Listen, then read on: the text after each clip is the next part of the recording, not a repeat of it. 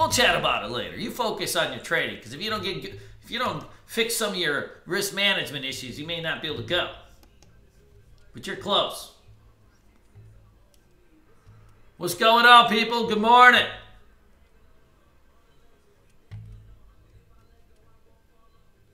How's everybody doing? See where my hat is.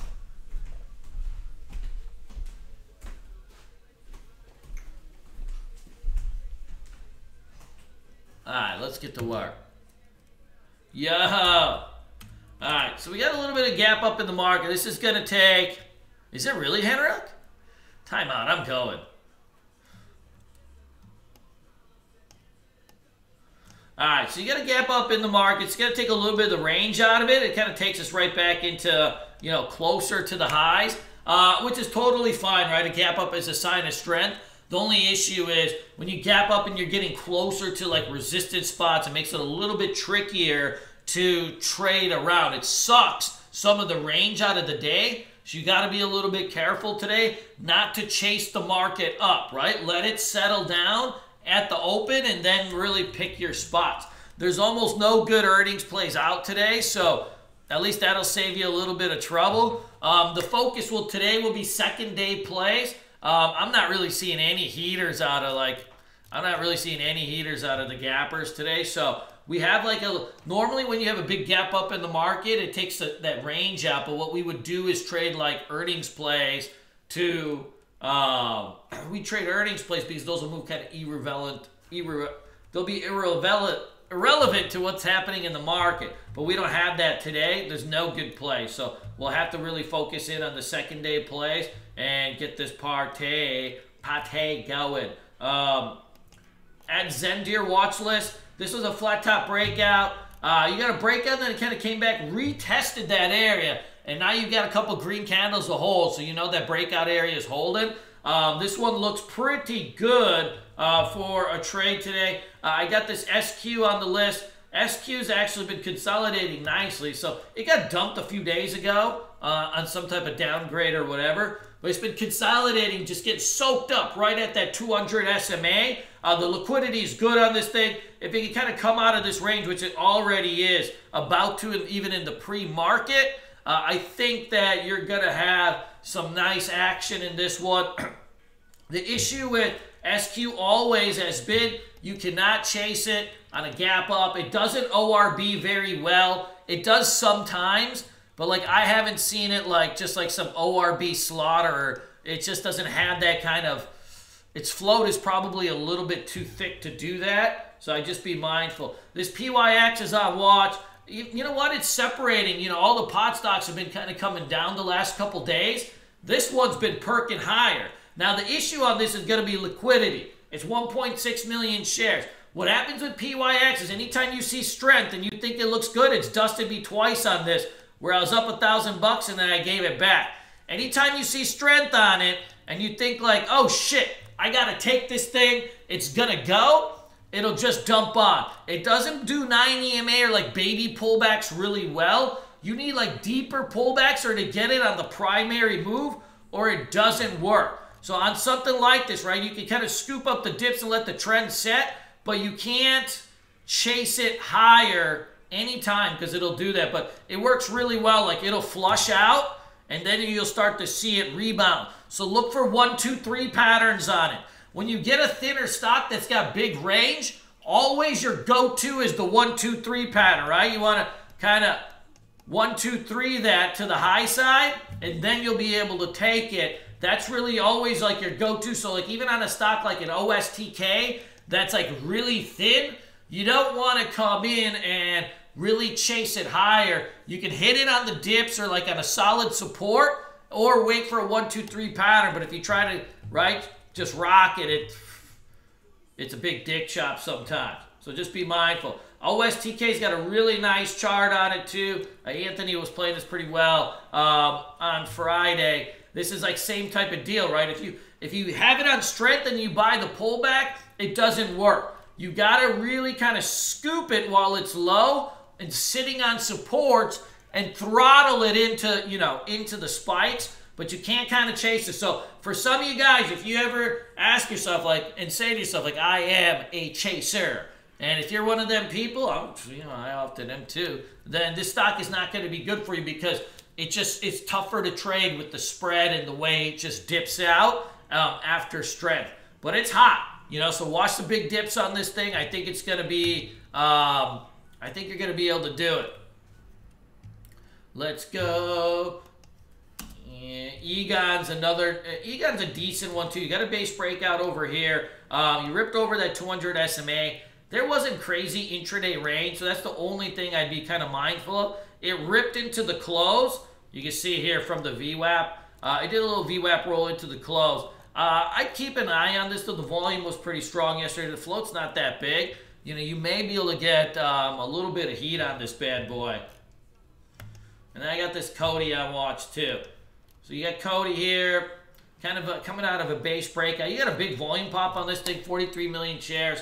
It trades a little bit thick, though. You can see, like, when it started to roll off its VWAP, man, it took, like, a good hour for it to really get pushing. My guess is TC2000 doesn't list a float on it. My guess is it's probably like a 300, 400, maybe even a little bit higher float just from watching how it exchanges between the bid and ask. You can probably always get a good gander of the float. So my guess is maybe around 400 million. So it does trade a little bit thicker. So you got to go with a little bit more size and then let that trend set and just kind of let it grind higher if that trend does come in. A lot of people have been asked about EA. I did like EA, but now it's gapped up $5 today, and you're on day 3, so you had 1 day, 2 day, 3 days. So when you're on a day 3 of a move and you gap up, it takes all the range out of it. Anytime I'm on a day 3, I want a weak open so I can go red to green.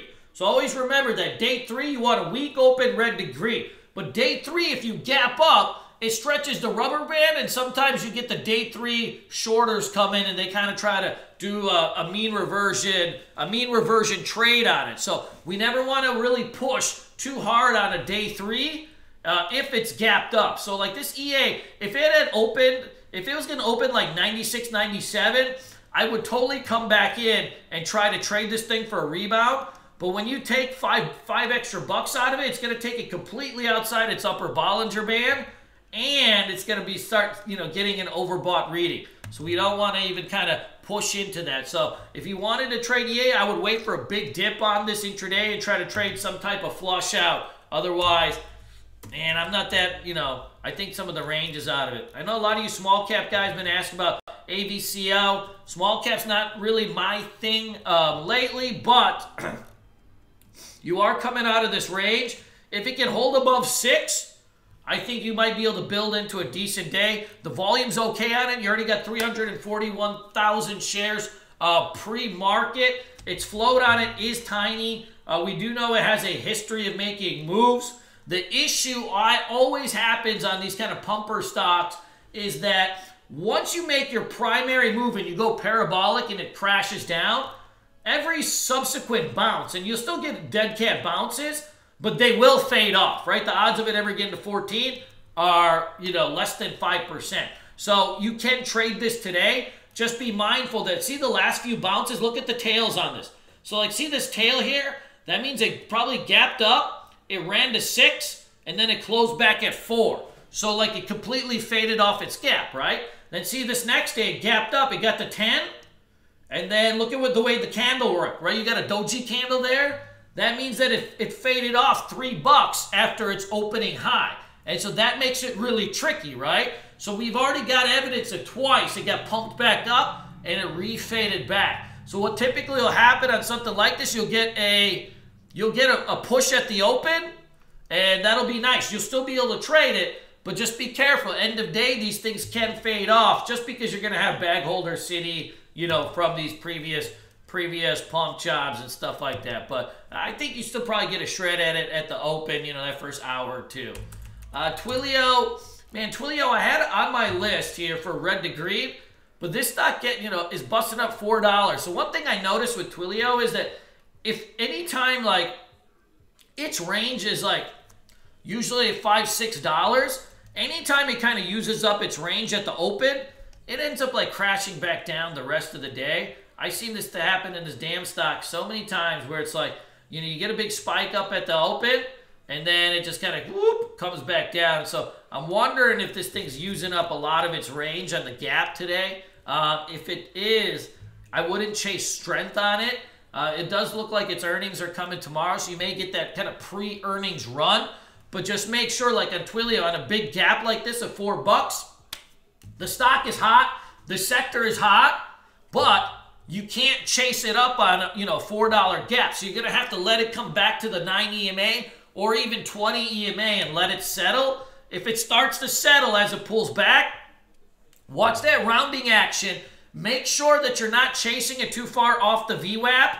Twilio works really well. Like if you look even on Friday, Twilio works really well on like big VWAP pulls. So like if you get a push and then you get a pull back to that VWAP, when it starts to hold and grind on that VWAP, the trend will set and it'll start to work its way back higher. So it does have, you know, a good look like that. So I'd wait at the open to let this thing kind of flush back, right? Watch the distance between where the stock is and where the VWAP is, okay? Right? The more distance you have, the more you're chasing it. So you got to let this thing settle.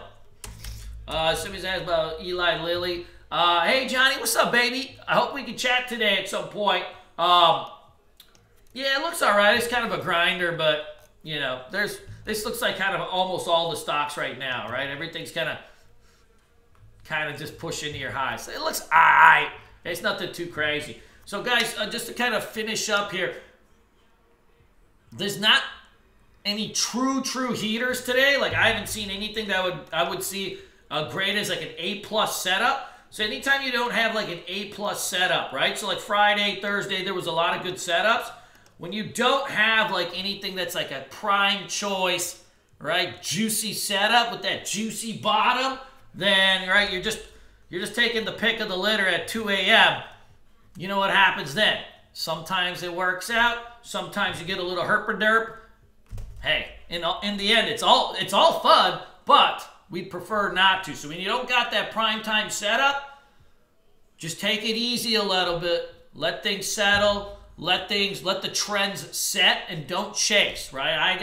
Out of all these stocks I have, I don't have any one that I say, man, this is like something I have to hit today. Like I have to attack it today. And when that happens, if you start to force the issue, you start to force the setups, then you end up with, right, big losses just from over trading and kind of chasing junk. So, you know, take it easy today. Let the trend set and let's see, you know, where things are. I don't particularly like to chase up big gap up days on the Qs,